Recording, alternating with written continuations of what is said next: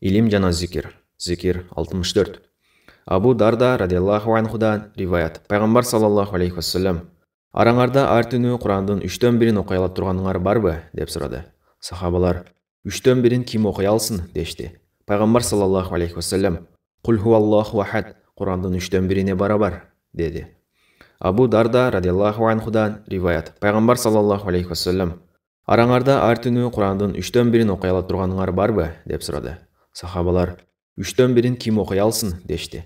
Пайгамбар саллаллаху алейхи вассалам: "Кул хуаллаху ахад" Курандын 3/1 барабар деди. Абу Дарда радиаллаху анхудан риваят. Пайгамбар саллаллаху алейхи вассалам: "Араңарда ар түнү Курандын 3/1 окуй ала турганыңар барбы?" деп сурады. Сахабалар: "3/1 ким окуй алсын?" дешти. Пайгамбар саллаллаху алейхи вассалам: "Кул хуаллаху ахад" Курандын 3/1 барабар деди. Муслим.